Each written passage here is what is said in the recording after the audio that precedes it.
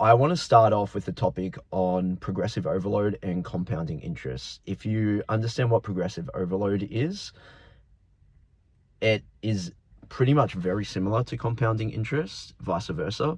So if you don't know what progressive overloading is, it is progressively, incrementally getting better every single gym session.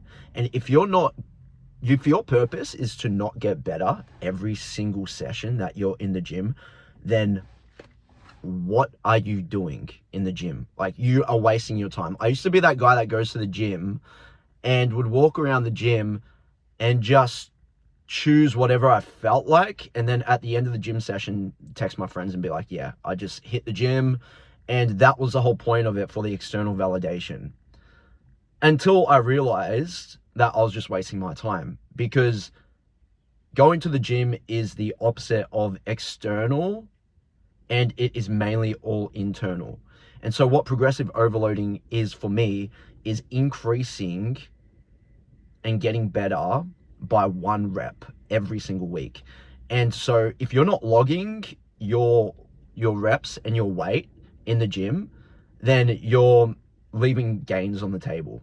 You're literally setting yourself up for failure. There's a quote that goes, if you don't plan, you plan to fail. If you fail to plan, you plan to fail. Something like that. Or the other way around. So just to explain from what I do, for example, with deadlifts, I started at 80 kilos at 8 reps. And then the next week I went to 9 reps, and then so on until 12.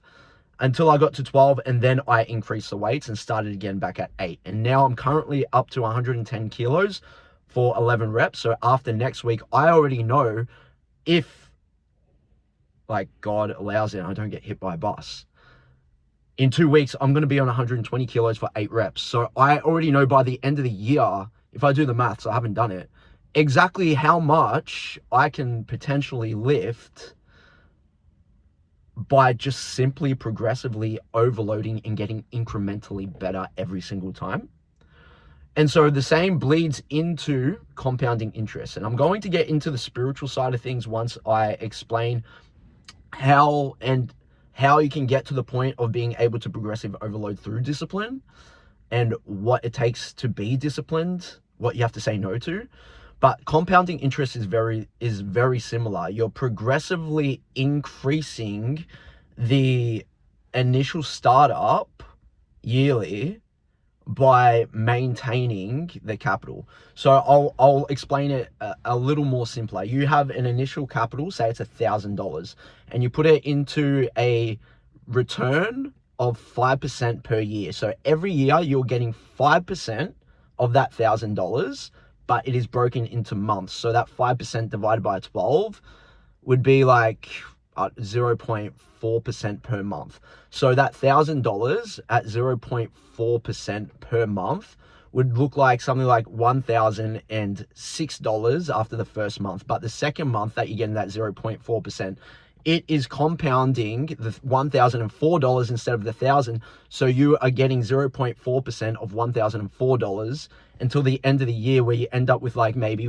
$1,062 or whatever it is. And that's the first year. But the second year, you're now getting 5% per year on that 1,062. And by the 7th year, by just keeping that capital in there and not pulling anything out from it, you have doubled that $1,000 into $2,000 without doing anything other than having the discipline of not pulling it out. You can even do one better and progressively overload on the compound interest, and every month put $10 into that. That is just like a small example of compounding interest and progressive overload, and how they are very similar. But in order to get there spiritually, if you've been a subscriber to this YouTube video since I first started, the channel was initially called Look Up with Bo, now it's Fully Optimized. I began this journey with sobriety, and I started this journey with having to compound interest in a completely different way, by saying no.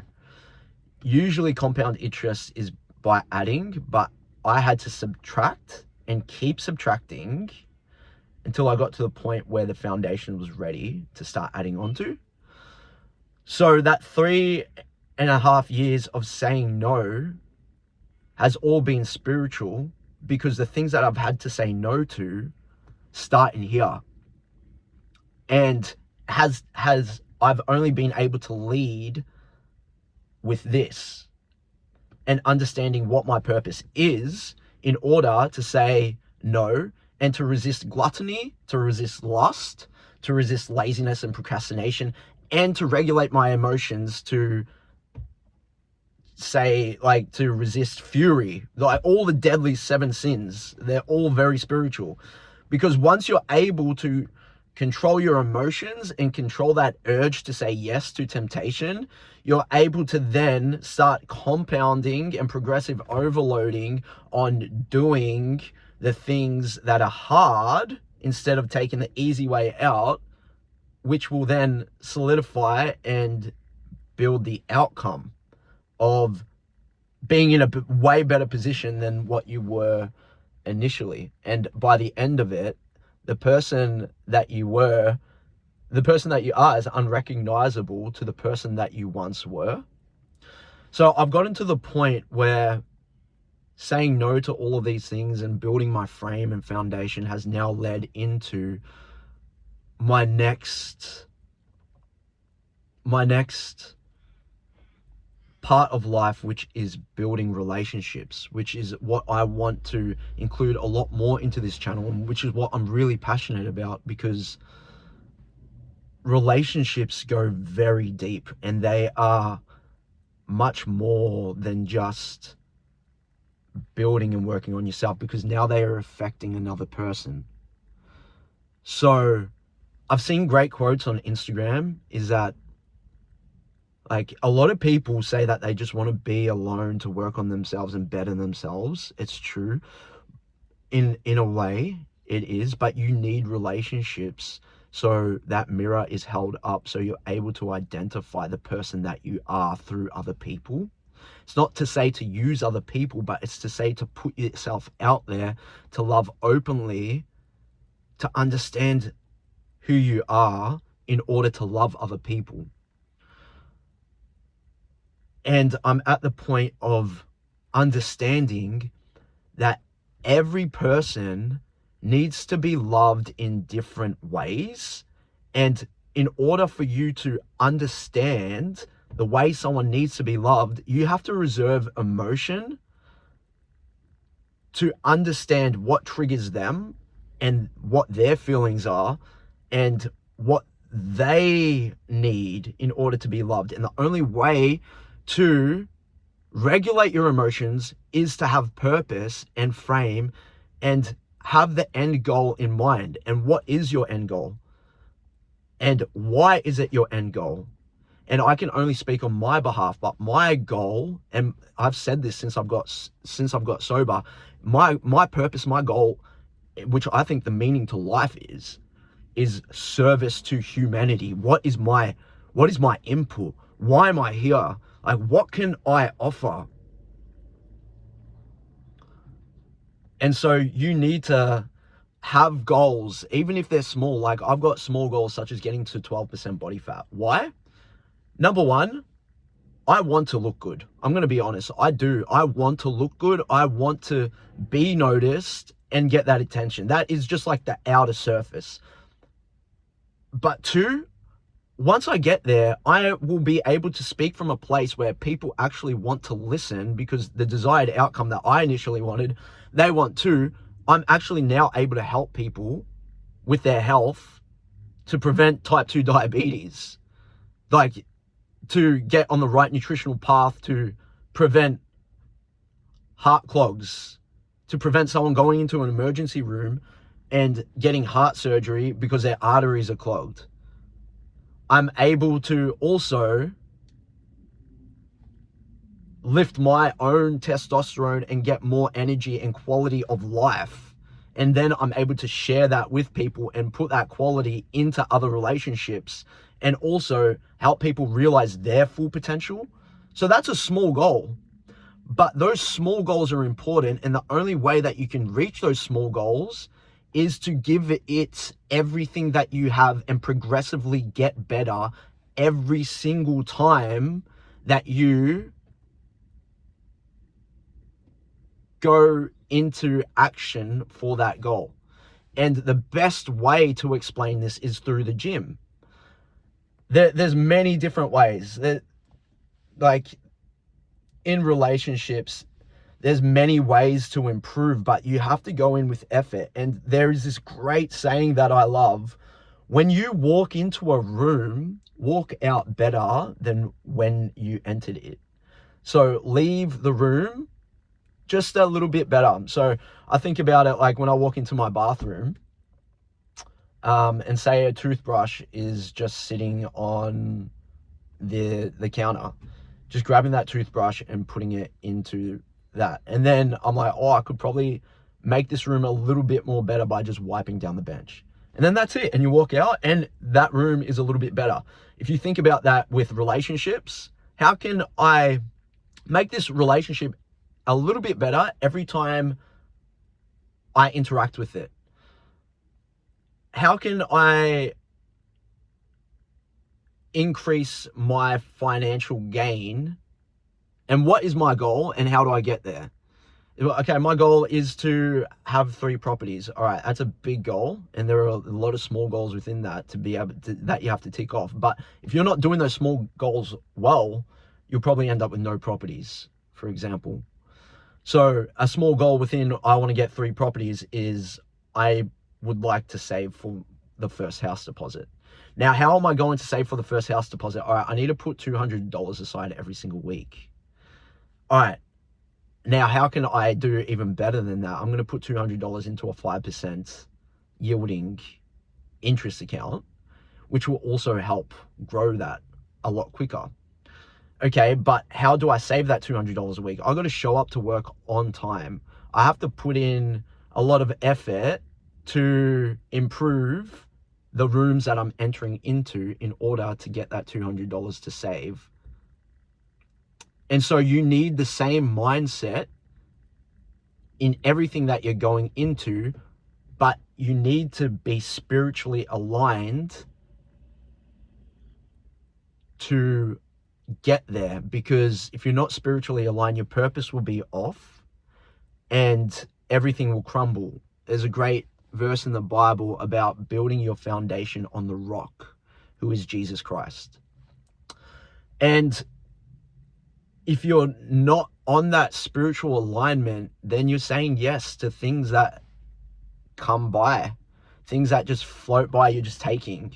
And compound interest works the exact same way going up as it does down. The more you say yes and the more that you give your time into energy that is, whether positive or negative, is going to be the outcome. So if you're saying yes to those Doritos at 11 p.m. at night, which is gluttony, because you don't need those nutrients at that time, because if you had already done the work and there was no procrastination, laziness, and you weren't beating your meat, then you would have already eaten all your calories and be satisfied and understood that your body, if you were saying yes to just a small packet of Doritos or M&Ms or Ben and Jerry's or a Whopper from Hungry Jack's, if you're saying yes, then the next time it comes around, it'll be a lot easier to say yes because you've already done it. And then it bleeds into other things as well. So compound interest, progressive overload in all areas is law. Same way as lean is law. You are getting lean and building your life around a strong foundation.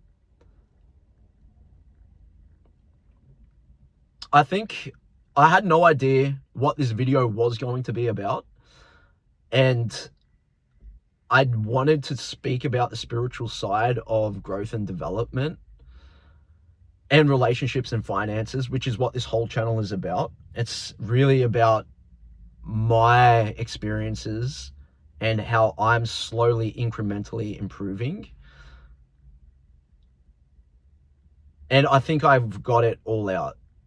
So if you're looking for a desired outcome or goal, figure out why you want that desired outcome and goal, because that is going to be the beginning motivation, but will also set the discipline in order to build character development, which will then bring hope.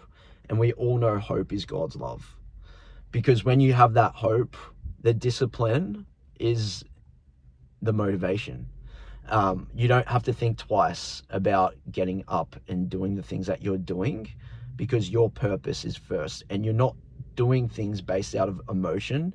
You're doing things based out of logic, and you're centered, and your life quality increases. And once your life quality increases, you don't want to go back, because you start to genuinely have joy for life. You start to genuinely enjoy life. You start to genuinely not have up and down dopamine spikes and drops, and you are just level-headed and slowly just getting better.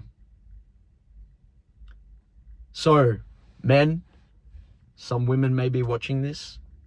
If you're on your journey, go in 100% and progressively get better every single day. Make the effort. Make the effort to get better. Do things that make you feel uncomfortable. For example, like this whole realm of me filming into the camera, it has taken me a lot of effort to be able to get to the point of where I am naturally speaking to the camera, because I have had to stop, start, fail, succeed, push. But it's that hope through character development and discipline that has got me to the point of where I am. And am I the best at what I do? Definitely not. But I am better than the person that initially started, and I'm developing into the person that I want to be. See you in the next one.